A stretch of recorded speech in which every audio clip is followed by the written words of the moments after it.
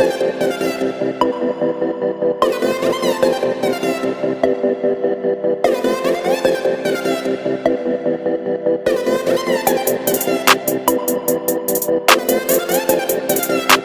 वालेकुम स्टूडेंट, आज 9 class general group का पेपर सेक्शन सी हमारा बाकी था। तो बेटा आज ये सेक्शन सी पूरा करवा देंगे ताकि आपको एग्ज़ाम के लिए बहुत आसानी हो जाए, क्योंकि इस मॉडल पेपर का मैंने आपको पहले भी हवाला दिया था कि मॉडल पेपर का जो है काफ़ी पोर्शन हमारा लगेगा आपके फ़ाइनल टर्म में। आपका बोर्ड के पेपर में काफ़ी सारा है, क्योंकि बोर्ड की तरफ से ही बनाया गया है मॉडल पेपर, तो इसलिए मॉडल पेपर का काफ़ी क्वेश्चन जो है वो इसमें मैच होंगे। अगर क्वेश्चन नहीं तो इसकी एक्सरसाइज ज़रूर मैच होगी, ठीक है। तो ये एक्सरसाइज आपकी जो थी वो थी 1.5 एक्सरसाइज थी। तो इसका ये क्वेश्चन है जो आपके क्वेश्चन नंबर 12 करके दिया गया है। तो बेटा simplify 111 base 2 multiply 101 square plus 101 base 2 multiply 10 base 2 minus 110 में बेस 2 लगाना यहाँ भूल गई, यहाँ पर बेस 2, उसके बाद है 101 और 1010, ठीक है, बेस 2। आपने सबसे पहले करना क्या होगा बेटा, इसमें सबसे पहले आपने जो मल्टीप्लाई वाले पोर्शन है ना, पहले इनको सॉल्व कर लेना, मतलब प्लस वाले साइन को छोड़ देना, पहले ये मल्टीप्लाई करा लो ताकि ये क्वेश्चन बन जाए, ठीक है। तो सबसे पहले हम क्या करेंगे, जो 3 पोर्शन में मल्टीप्लाई दिए गए हैं पहले मल्टीप्लाई कराएंगे, उसके बाद प्लस और माइनस के क्वेश्चन को सॉल्व करेंगे। तो हमारे पास फर्स्ट पार्ट में क्या है बेटा, 1 1 1 0 नीचे बेस 2, फिर है 1 0 1 बेस 2, ठीक है, ये मल्टीप्लाई कराना है आपने। देन उसके बाद आपने ये वाला पोर्शन मल्टीप्लाई कराना है, कौन सा वाला, ये वाला 1 0 1 बेस 2 1 0 मल्टीप्लाई, ठीक है, ये आपने मल्टीप्लाई कराना है। थर्ड आपने क्या करना है, थर्ड पार्ट है इसका 1 1 0 बेस 2 1 0 1 0 बेस 2। ये तीनों आप मल्टीप्लाई करने के बाद इनके जो माइनस प्लस के साइन है वो सॉल्व करेंगे। याद रखना, सबसे पहले मल्टीप्लाई के साइन को सॉल्व करते, उसके बाद आगे की क्वेश्चन को सॉल्व करते। तो मल्टीप्लाई कराने का मेथड आप सबको आता होगा, क्योंकि एक्सरसाइज में हमने करवाया। हम 1 से मल्टीप्लाई करेंगे तो क्या आएगा बच्चों, 1 को मल्टीप्लाई करेंगे 0 तो सारे एज इट इज़ उतर जाएंगे, यानी कि 1 को हम 0 से मल्टीप्लाई करेंगे तो 0, 1 को 1 से मल्टीप्लाई करेंगे तो 1, फिर 1 को 1 से मल्टीप्लाई करेंगे तो 1, फिर 1 को 1 से मल्टीप्लाई करेंगे तो 1। आपने 1 से मल्टीप्लाई करा दिया, अब बारी है 0 की, तो 0 से मल्टीप्लाई कराएंगे तो सारे नंबर क्या हो जाएंगे, 0 हो जाएंगे। पहले नंबर पे आपने क्रॉस लगा दिया, उसके बाद क्या करेंगे, 0 0 ज़ा 0, 0 1 ज़ा 0, सारे नंबर क्या हो जाएंगे, 0 हो जाएंगे। 0 1 ज़ा 0 और 0 1 ज़ा क्या हो जाएगा, 0, 1 2 3 4 1 2 3 4 4 0 वैसे ही। अब आप 2 बार क्रॉस लगाएंगे, उसके बाद आप 1 से मल्टीप्लाई करेंगे, 1 0 ज़ा 0 1 1 ज़ा 1, एज इट इज़ सारे नंबर उतर जाएंगे, 1 1 ज़ा 1 1 1 ज़ा 1, 3 1 आ गए, ठीक है। अब आप क्या कराओगे, आप सिंपल सॉल्व कराओगे, इस करना है इसको, 0 को 0 प्लस कर दिया, फिर 1 को 1 में प्लस करा, 1 आ गया, ठीक है, फिर 1 में 0 को प्लस करा तो 1 आ गया। 1 और 1 कितने होते हैं बेटा, 1 और 1 होते हैं 2। हम पूरा एक्सरसाइज कर चुके हैं, तो 1 और 1 कितना होता है, बेस 2 है ना, तो 1 और 1 कितना होगा, 2, 2 का 0 और 1 क्या हो जाएगा, कैरी। 1/2 सॉरी 2 की वैल्यू होती है 10, जहाँ कहीं 2 आता है उसकी जगह हम क्या लगाते हैं, 10। तो 1 और 1 कितना हुआ, 2, और 2 की वैल्यू है 10, 10 का 0 1 कैरी हो गया। 1 और 1 कितना होता है, 2, 2 की वैल्यू होती है 10, तो 10 का 0 1 कैरी हो गया। फिर 1 और 1 कितना होता है, 2, और 2 की वैल्यू क्या होती है, 10। ये हो गया आपका एक पार्ट सॉल्व। उसके बाद आप दोबारा यहाँ सॉल्व कराएंगे तो 0 से सॉल्व कराएंगे तो तीनों नंबर क्या बन जाएंगे, तीनों नंबर बन जाएंगे 0। अब 1 से मल्टीप्लाई कराएंगे तो 1 1 ज़ा 1, 1 0 ज़ा 0 और 1 1 ज़ा क्या होता है, 1 होता है। अब इसको आप प्लस करा लोगे तो यहाँ पर 0 आ जाएगा, 1 का 1 आ जाएगा, फिर 0 का 0 आ जाएगा और 1 का आ जाएगा 1। उसके बाद आपका ये पार्ट हो गया सॉल्व। उसके बाद आप लास्ट पार्ट सॉल्व कर लेना।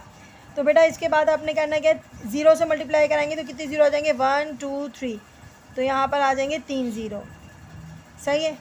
उसके बाद 1 से मल्टीप्लाई करेंगे तो सारे एज इट इज़ उतर जाएंगे, 1 1 1 0 ज़ा 0 1 1 ज़ा 1 1 1 ज़ा 1, सही है। 2 क्रॉस आ जाएंगे, आप 0 से मल्टीप्लाई करेंगे तो 3 0 आ जाएंगे, 1 2 और ये हो गया 3। उसके बाद आपके पास 3 क्रॉस लग जाएंगे और आप आ जाएगा 1 की बारी आ जाएगी, तो 1 0 ज़ा 0 1 1 ज़ा 1 और आखिर में 1 1 ज़ा क्या हो जाता है, 1। आप इसको सॉल्व करते हैं, प्लस करते हैं तो ये सारे 0 का 0, 1 का हो जाएगा 1, 1 का हो जाएगा 1 और इसमें भी 1 का हो जाएगा 1 और इसमें भी हो जाएगा 1 का 1। बेटा इतना पार्ट करने के बाद आपने करना है, पहले मल्टीप्लाई करा तो 1 2 3 0 आ गए, फिर 1 से मल्टीप्लाई कराया तो सारा एज इट इज़ आ गया, उसके बाद 2 क्रॉस लगाए, फिर 0 से मल्टीप्लाई कराए तो सारे नंबर 0 बन गए, और लास्ट में अपने 1 से मल्टीप्लाई करा तो 0 1 1 आ गया। आपने प्लस किया, 0 का 0, 0 का 0, 1 का 1 और 1 का 1, और यहाँ पर भी 1 प्लस हुआ तो 1, और यहाँ भी 1 का 1 आ गया। अब आपके पास 3 आंसर आ गए। इन दोनों आंसर्स को क्या कराना होगा बेटा, इन दोनों के आंसर को कराना होगा प्लस, और लास्ट का ये जो आंसर है उसको कराना होगा, क्या कराना होगा, माइनस। तो आप क्या करते हैं, इन दोनों के आंसर को रहने देते हैं और कराते हैं प्लस। तो आप क्या करेंगे, सबसे पहले चले नीचे उतार देते हैं आपके लिए। यहाँ पर आपने दोनों को प्लस कराना है। पहला आंसर ये था आपके पास 1 0 0 0 1 1 0, और उसके नीचे क्या लिखना है आपने, इसके नीचे लिखना है आपने 0 1 0 1। क्या कराना है आपने, प्लस कराना है, क्योंकि साइन कौन सा था, प्लस का, तो प्लस कराना होगा। ठीक है, तो आप प्लस करवाते हैं। तो 0 में 0 प्लस क्या, 0, 1 और 1 कितना होता है 2, और 2 की वैल्यू हमने आपको ऊपर बताई थी, 2 की वैल्यू क्या होती है 10, 10 का 0, जहाँ कहीं 2 आएगा ना बस 10 लिखना है, 1 कैरी। 1 और 1 कितना होता है 2, 2 का क्या हो गया 10, 1 हो गया यहाँ पर। 1 और 1 कितना होता है 2, 2 का होता है 10, और 1 क्या हो जाता है कैरी, इसके ऊपर कैरी आएगा। सही है, दोबारा देख लो, 0 का 0, 1 और 1 होता है 2, 2 का 10, 0 1 कैरी हो गया, 1 और 1 2 मतलब 10, 10 का 0 1 कैरी, 1 और 1 2, 2 मतलब 10, 0 1 कैरी। अब इसके नीचे तो कुछ भी नहीं है ना, तो इसका 1 का 1 आ जाएगा एज इट इज़, इसका 0 ऐसे का ऐसे ही, और इसका 1 का 1। अब बच्चों यहाँ तक तो आपको आ गया सॉल्व। ठीक है, सॉल्व आ गया। अब यहाँ वाली जो नंबर है इसको क्या करना पड़ेगा, इसको हमने माइनस करना पड़ेगा।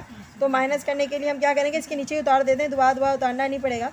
तो 0 0 और कितने 1 है, 1 2 3 4 4 1 है, तो यहाँ पर 1 2 3 और ये आ गया आपका 4 1। सही है, अब हमने करना क्या है, माइनस। अब माइनस कराना है। ठीक है, माइनस करने के लिए क्या करते हैं, 0 में से 0 माइनस किया तो 0 आएगा, फिर 0 में से 0 माइनस किया तो 0 आएगा। अब यहाँ 0 में से 1 माइनस नहीं कर सकते, आपको कैरी लेना पड़ेगा। आप क्या करोगे कैरी लेने के लिए, तो आप यहाँ ये करेंगे, ये जो आपके पास 1 है, ये 1 जो है वो इसको आप कैरी कर दो पहले, ये हो जाएगा 1 और 0 कितना होता है बच्चों 10, यानी 10 की वैल्यू हमने क्या बताई है आपको 2, तो आप इसको 10 सपोज ना करो, आप इसको 2 सपोज करो।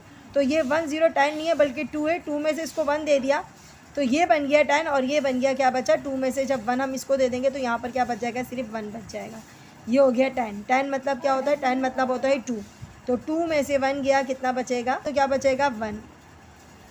सही है, उसके बाद आप देखो यहाँ पर हमने इसको 1 दे दिया था और आप इसके पास क्या बचा था, 1 बचा था, तो 1 में से 1 गया, कितना बचा 0।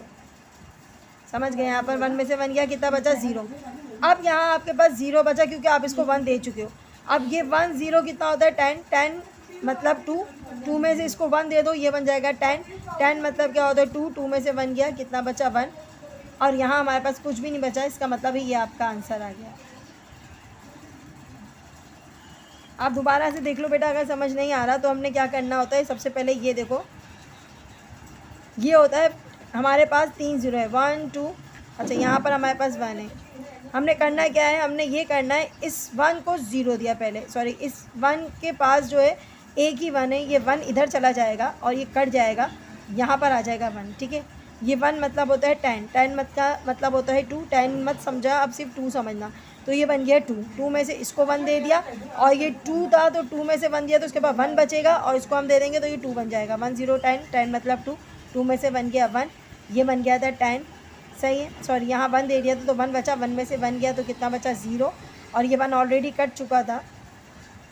अब इसको 1, अब ये 1 0 में से तो 1 जा नहीं सकता था, तो हमने इसमें से 1 लेके इसको दिया, तो ये बन गया 10, 10 मतलब 2, 2 में से 1 गया, 1 बचा, और यहाँ कुछ भी नहीं बचा, इसलिए हम 0 लगाए ना लगाएं हमारी मर्ज़ी होती है। तो बेटा ये आपका आंसर है, और ये क्वेश्चन आपका पूरे 10 मार्क्स का है। तो बेटा ज़रूर कीजिएगा अटैम्प्ट इस क्वेश्चन को। अगर नहीं समझ में आ रहा है, एक्सरसाइज को और प्रैक्टिस करनी है, तो आप मेरी एक्सरसाइज चैनल पे 1.5 ज़रूर देखिएगा, उसमें आपको सब समझ में आ जाएगा इंशाल्लाह।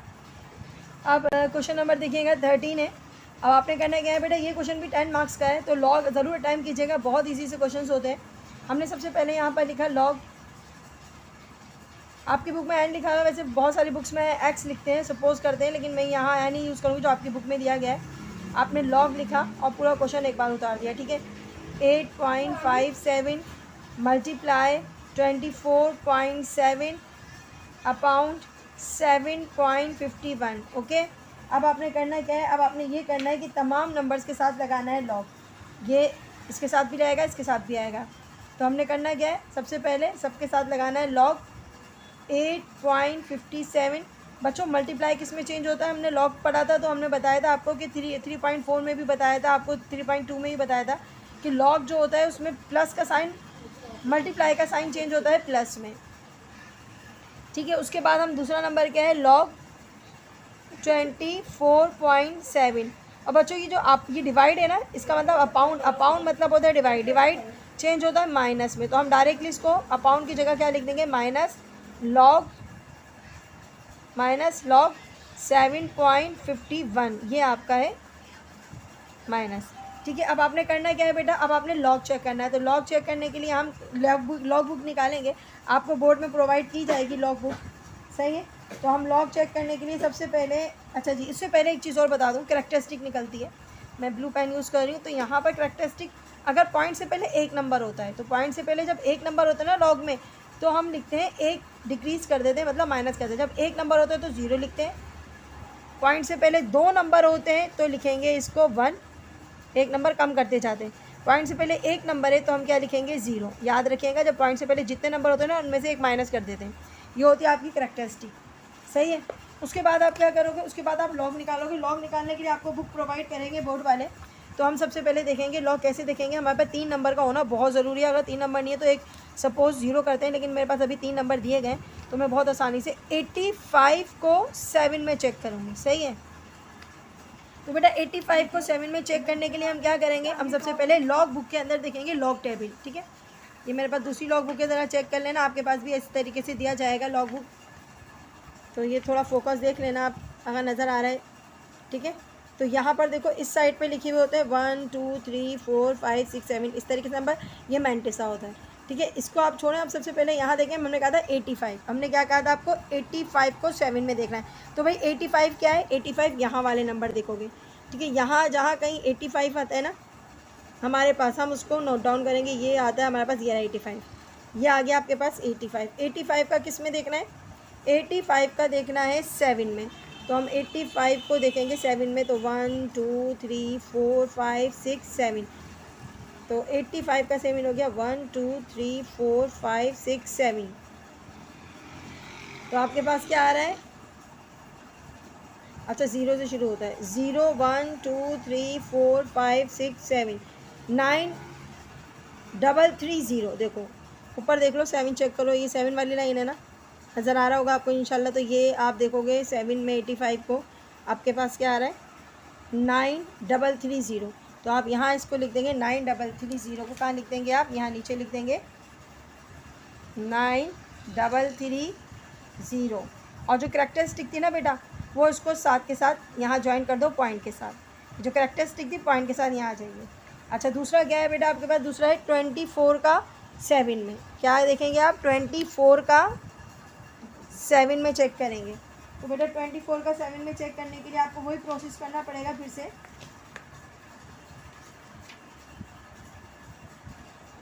अच्छा 24 आपका इस पेज पे, तो 24 देखिएगा बेटा, इसका 24 का 7 देखना है। तो 24 ये रहा, सही है, वो करीब कर लेते हैं आपके लिए। तो 24 ये रहा, और 7 में जाएंगे तो 0 1 2 3 4 5 6 7, यानी कि 39 क्या आ रहा है, 3927। ये आपने टिक मार्क कर लिया 7 में, ये रहा 7 में। तो 3927, तो हम यहाँ लिख देंगे इसको 3927, लेकिन कैरेक्टरिस्टिक के साथ, सही है।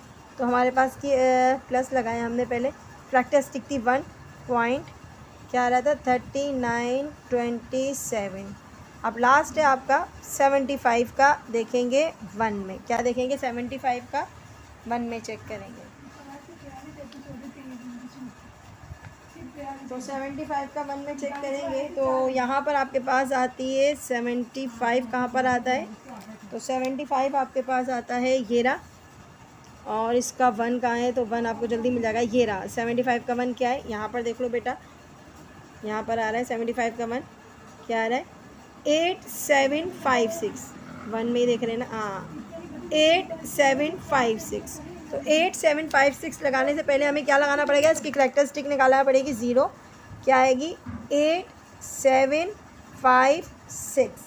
अब आप ये कर चुके हो तो आपके पास बहुत इजी सा हो गया है। अब आप क्या करेंगे, 8 7 5 6 हमने लिख दिया, उसके बाद हम क्या करेंगे, हम ये करेंगे कि अब इन दोनों को करेंगे प्लस और उसको कर देंगे माइनस। कैलकुलेटर यूज़ कर सकते हो, सिंपल कैलकुलेटर, तो हम सिंपल कैलकुलेटर यूज़ करके आपको डायरेक्ट आंसर बताएंगे।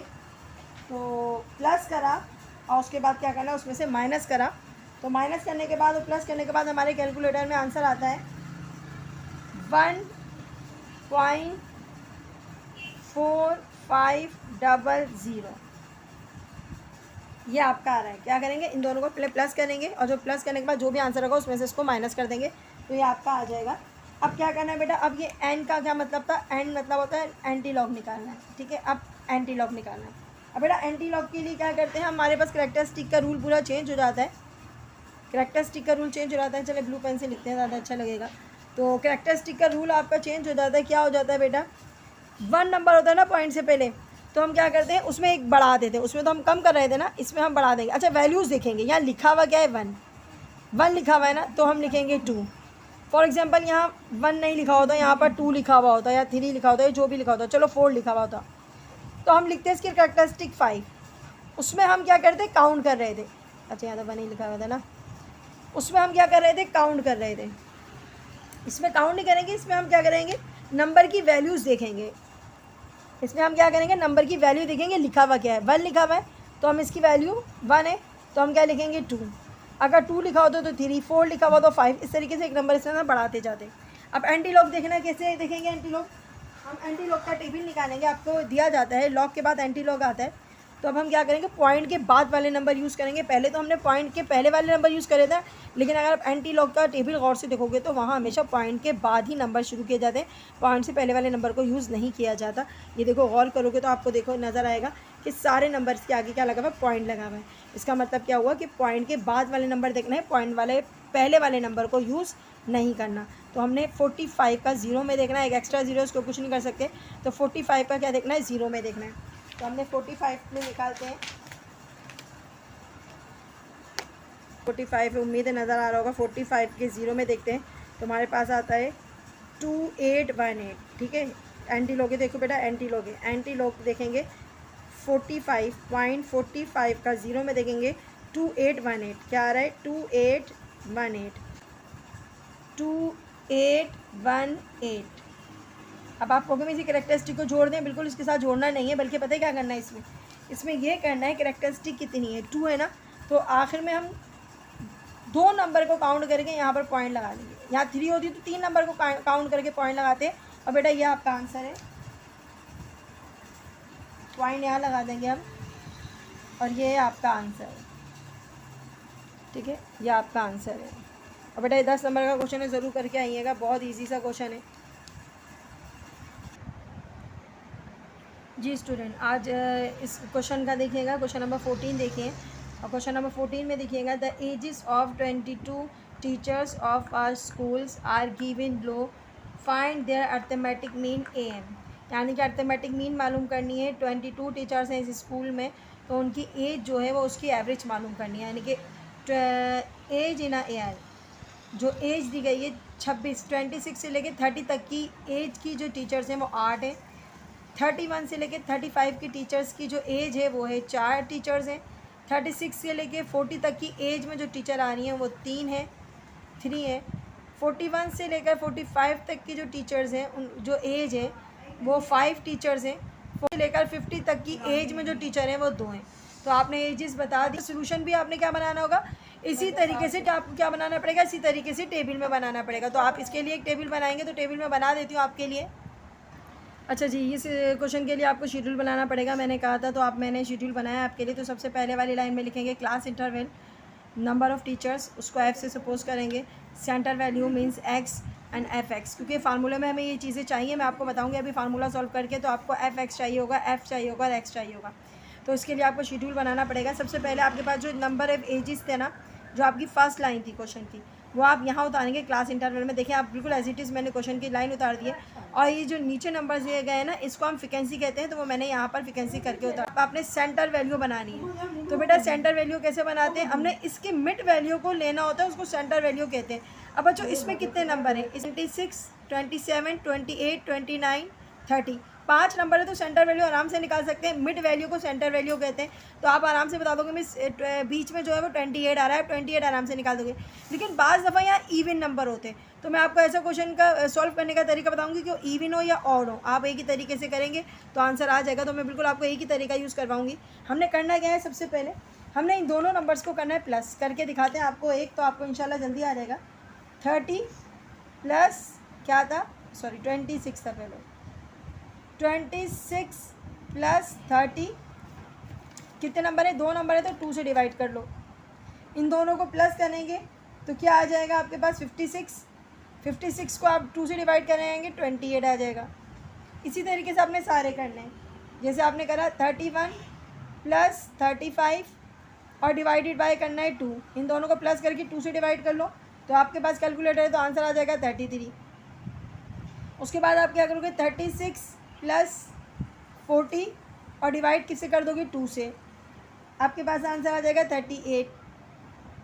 उसके बाद आप दोनों को प्लस करोगे, 41 प्लस 45 डिवाइडेड बाय 2 कर दोगे, आपके पास आंसर आ जाएगा 43। अच्छा 50 प्लस, सॉरी 50 नहीं है, 40 है, 46 है। 46 प्लस 50 डिवाइडेड बाय 2, आपके पास आंसर आ जाएगा 48। सही है। अब आप ये जितनी भी वैल्यूज़ है ना, इस सारी वैल्यूज़ आप क्या करेंगे, चलिए कैलकुलेट नहीं होती, ये वाली वैल्यूज़ कैलकुलेट करेंगे तो आपके पास 22 आएगा। तो यानी कि f जो है आपके पास 22 है। ठीक है, इसको आपने प्लस कर लेना है। अब लास्ट लाइन है, मल्टीप्लाई कराना है, f के मल्टीप्लाई कराना है x से। f क्या था आपके पास, ये x आपके पास 28 आया। तो कैलकुलेटर में लिखें 8 मल्टीप्लाई बाई 28, आपके पास क्या आएगा जी, आपके पास आएगा 224।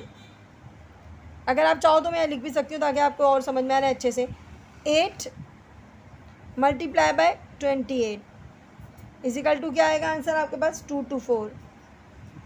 आगे देखो 4 multiply by 33, 4 multiply by 33 answer क्या आएगा आपके पास, 132। अच्छा अगला क्या है, 3 मल्टीप्लाई बाय 38, आंसर क्या आएगा आपके पास, 114। उसके बाद है आपके पास 5 मल्टीप्लाई बाय 43, आंसर आपके पास आएगा 215। अच्छा 2 बार कर लेना आप कैलकुलेट, इंशाल्लाह सही होगा। 48 मल्टीप्लाई कराओ तो क्या आएगा आंसर, 96। अब क्या करना है, आपने ये सारे नंबर्स को करना है प्लस। ये जो नंबर नज़र आ रहा है ना, इनको प्लस करेंगे और आपको fx मालूम हो जाएगा। ये सेगमा समेशन या सेगमा कहते हैं, इसका मतलब होता है इन सबकी टोटल। इन सबकी टोटल क्या आएगी आपके पास, 781। अब आपने करना क्या है, अब आपने यूज़ करना है फार्मूला। जो आपने ये नंबर मालूम करे ना, इसको फार्मूले के सॉल्व करेंगे और आपका आंसर आ जाएगा। मेरे पास जगह यहाँ पर है, यहाँ बना देती हूँ मैं। थोड़ा सा आपके पास फार्मूला लिखेंगे आप। तो फार्मूला है आपके पास am का fx अपॉन f। फार्मूला उतारा आपने, ठीक है। अब फार्मूला उतारने के बाद आप क्या करोगे, अच्छा जी इसकी वैल्यू क्या आई थी, इसकी वैल्यू आई थी 781, ठीक है। इसकी वैल्यू ये आई थी। f की वैल्यू क्या थी, 22। आपने कैलकुलेटर से करें डिवाइड, और डिवाइड करने के बाद हमें आंसर आ रहा है 35.5 ईयर्स। ये बेटा आपका आंसर। ये 10 नंबर का क्वेश्चन है, बहुत आसान है, ठीक है, बहुत आसान है। तस्वीर ले लीजिए। अच्छा जी सवाल देखिएगा बेटा, क्वेश्चन नंबर 15 है और बहुत इंपॉर्टेंट एक्सरसाइज है, 5.7 से लिया गया है क्वेश्चन। तो यहाँ पर लिखा हुआ अ पर्सन डाई, एक शख्स जो है वो वफ़ात कर जाता है, लिविंग बिहाइंड, अपने पीछे छोड़ जाता है। तरका बेटा होते हैं जो वो रकम होती है, वो जायदाद होती है जो कोई मरने वाला अपने पीछे रकम छोड़ जाता है, उसको तरका कहते हैं। वॉट पैसे जो उसने रुपीज़ छोड़े हैं वो 30,000 रुपीज़ छोड़े, 30,000 रुपये।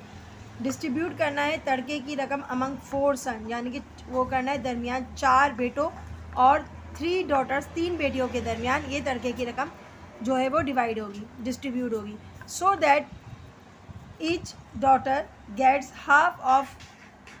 अच्छा जी, अब यहाँ बताया जा रहा है कि हर एक बेटी को गेट्स मिलेगा हाफ ऑफ, आधा, किससे आधा, बेटे से। व्हाट अ सन गेट्स, अब लड़के को उससे डबल मिलेगा, यानी कि लड़के को क्या मिलेगा, उससे डबल मिलेगा। Find the share of each, अब हर एक का अलग अलग जो है वो आपने शेयर मालूम करना है। उससे पहले आपके पास ये दिया गया है अ डेप्ट, डेप्ट मतलब कर्जा, कर्जा उसके ऊपर 8,000 रुपये, यानी कि पहले हमने 8,000 रुपये उसके पे करना है, और जो बच जाएगी रकम, जो पैसे बच जाएंगे उस पैसों में 4 बेटे और 3 बेटियों को हिस्सा मिलेगा, डिस्ट्रीब्यूशन होगी पैसों की 8,000 निकालने के बाद। अच्छा, उसके अलावा आप ये भी बताएंगे कि ये अपने माइंड में रखना है कि बेटी को जो है वो बेटे से आधा मिलेगा, या आप ये कह सकते हैं बेटी को मिलेगा बेटे को जो है वो डबल मिलेगा बेटी के मुकाबले में। अगर बेटी को 1 रुपया मिलता है तो बेटे को कितना मिलेगा, 2 रुपये मिलेंगे। तो इसी तरीके से हम आज आपको क्वेश्चन सॉल्व करना सिखाते हैं।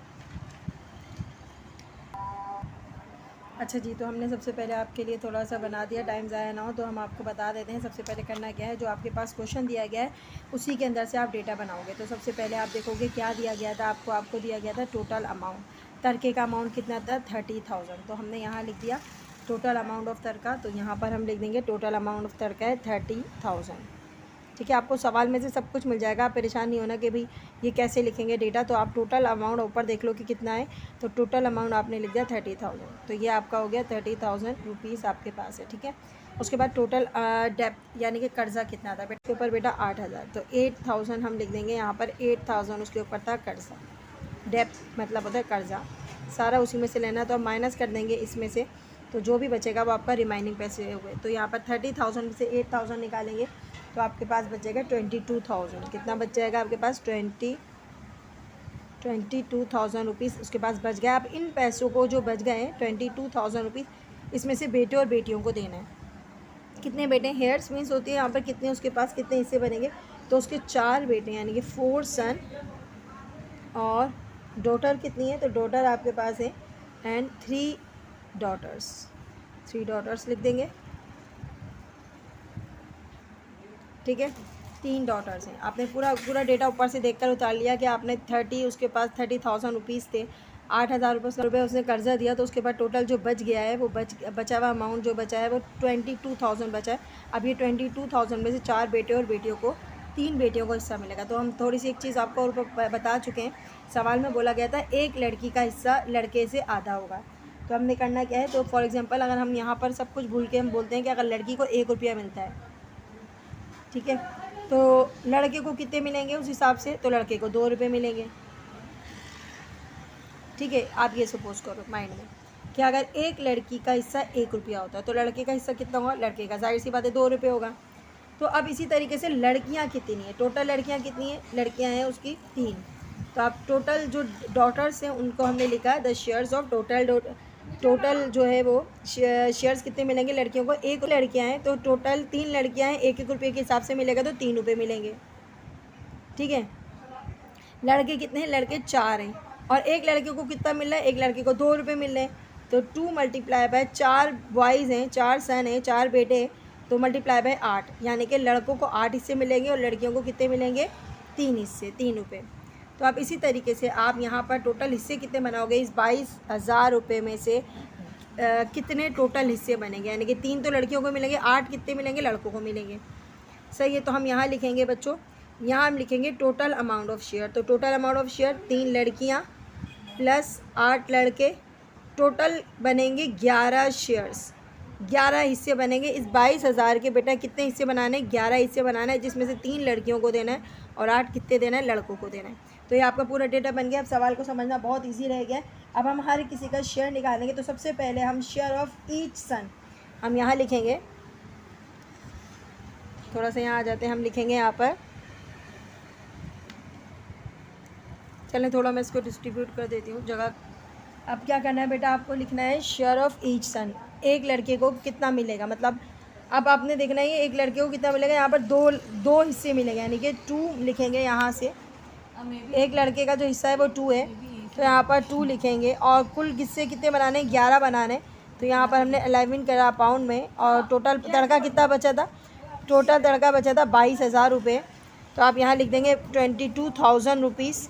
और आप क्या करेंगे, मल्टीप्लाई करें, पहले डिवाइड करते हैं। 11 1 11, 11 2 22, 1020 और ये 30, मल्टीप्लाई करें तो आपके पास आ जाता है 4000। तो एक लड़के को मिलेंगे 4000 रुपये। ठीक है, अब गर्ल्स लड़की की बारी है। तो यहाँ पर हमें 1 रुपया यानी कि 1 रुपीज़ के हिसाब से लेना है और 11 हिस्सों में से बनाना है। तो 1 आपने लिखा और यहाँ लिख दिया 11 multiply by total amount of तड़का क्या आता है आपके पास 22,000। 11 1 11, 11 2 22, बच गया आपके पास 2000, 2000 1 2000। तो यानी कि एक लड़की को हिस्सा मिलेगा कितना, 2000 रुपये और लड़के को हिस्सा मिलेगा 4000 रुपये। इसी तरीके से आपने हर एक के निकाल लिए। और अगर 4 लड़के हैं तो आप मल्टीप्लाई कर सकते हो, 4 से मल्टीप्लाई कर देंगे 16,000। और लड़कियां जो हैं वो 3 हैं तो इससे मल्टीप्लाई कर देंगे 16 और 3 से कर देंगे तो कितना हो जाएगा 2 3 6 6,000 16,000। और अगर हम प्लस करेंगे 6,000 आपके पास बन जाएगा टोटल 22,000। ये बेटा आपका रीचेक भी हो गया, सही है, ये आपका रीचेक हो गया, आपने सही हिस्से निकाले हैं। तो ये देख लो बेटा दोबारा से। अगर हम एक लड़के को 4000 देते हैं तो 4 लड़के हैं तो कितना हो जाएंगे 4 4 से 16,000, यहाँ मैंने लिख दिया। लड़कियाँ कितनी हैं, लड़कियाँ हैं 3 तो 2 3 से 6,000 और इनको अगर प्लस करेंगे तो टोटल अमाउंट आ जाएगा। ये आपका रीचेक हो गया, ये बेटा आपका आंसर है। ठीक है, अच्छा जी, लास्ट क्वेश्चन है आपका, क्वेश्चन नंबर 16 है। तो Aslam bought cloth of 15% discount. Aslam ने कपड़ा ख़रीदा है, उसको 15% डिस्काउंट मिला है। ठीक है, ही also got 5% reducing bye paying in cash. अगर वो कैश के ज़रिए पेमेंट करता है उसको 5% और डिस्काउंट मिलेगा। वॉट डिड ही पे फॉर द क्लॉथ। अब आप ये बताएं कि वो कितना पे करेगा अगर कपड़ा 80 रुपये का था। अगर कपड़े की रिटर्न प्राइस 80 रुपये थी तो वो कितना पे करेगा। देखो पहले 80 रुपये की प्राइस में उसको 15% की छूट मिली। जब वो कैश के ज़रिए पेमेंट करते हैं तो 5% की उसको और छूट मिल रही है, यानी कि और डिस्काउंट मिल रहा है। तो सबसे पहले हम देखते हैं रिटर्न प्राइस क्या थी। तो बेटा आप सबसे पहले क्वेश्चन में से ही डेटा बनाओगे, यहाँ लिखोगे रिटर्न प्राइस। तो रिटर्न प्राइस कपड़े की क्या थी 80 रुपीज़, 80 रुपीज़ थी, हमने लिख दिया 80 रुपीज़ कपड़े की प्राइस थी। उसके बाद रिड्यूसिंग प्राइस ऑफ डिस्काउंट। अब उसको डिस्काउंट कितना मिला था, डिस्काउंट मिला था उसको 15% यानी कि 15 रुपीज़। 15 रुपीज़ मतलब 15 रुपीज़ नहीं होती, मतलब 15%, यानी कि अगर 100 रुपये का कपड़ा है तो उस पर 15 रुपये का होगा, लेकिन यहाँ 80 रुपये का यानी कि 100 रुपये से कम का है। तो हम लिखेंगे अगर उसका 15% डिस्काउंट है, परसेंटेज का हमने डाला 100 मल्टीप्लाई बाय 80 रुपये का कपड़ा था, 80 रुपीज़ हमने यहाँ लिख दिए। अब बेटा कैंसिलेशन करोगे तो बहुत आसानी से हो जाएगी इसकी। तो 2 4 8, 2 5 10, ठीक है, 15 4 60, 60 को डिवाइड कर लो 5 से तो आपके पास आ जाएगा 12, सही है। तो ये आपको हो गया 12 रुपीज़ उसको डिस्काउंट मिला, यानी कि 80 रुपये में से वो 12 रुपये नहीं पे करेगा क्योंकि वो उसका डिस्काउंट है।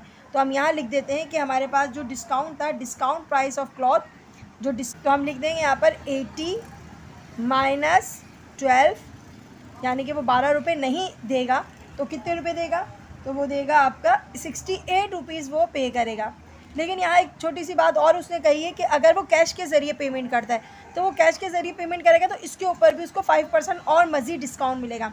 तो मोर डिस्काउंट 5%, मोर डिस्काउंट 5% और मिलेगा क्योंकि वो कैश के ज़रिए पेमेंट कर रहा है। तो आप न्यू डिस्काउंट क्या आ जाएगा बेटा, 5% का 100 लगाया आपने, मल्टीप्लाई बाय जो उसकी प्राइस आई थी, उसकी प्राइस कितनी आई थी 68 रुपीज़। अब आप इसको कैलकुलेशन कर लेंगे।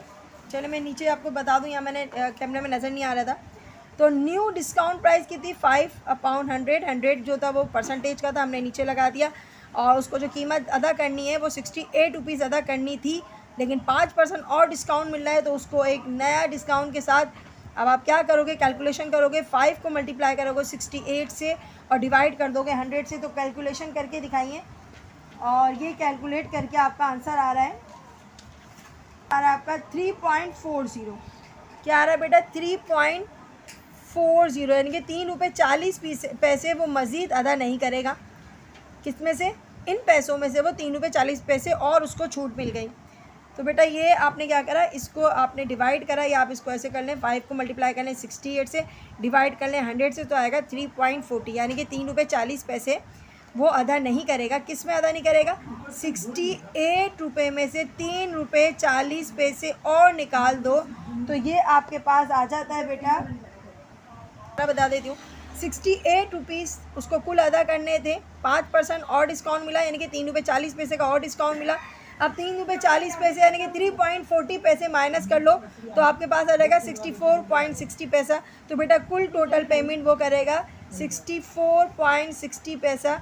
और बच्चों ये आपका आंसर है, और आज ये आपका पूरा पेपर हो गया है। तो बेटा इसकी बहुत अच्छे से तैयारी कीजिएगा और दुआ में ज़रूर याद रखिएगा। इंशाल्लाह आपके काफ़ी अच्छे नंबर आएंगे। अल्लाह हाफिज़। मेरे चैनल को सबसे ज़्यादा सब्सक्राइब करें और दोस्तों में इस पेपर को शेयर करें। इसका पहला पार्ट मैं पहले करवा चुकी हूँ और सेकंड पार्ट ये दोनों को कंबाइन करके अच्छे से आप तैयारी कीजिएगा।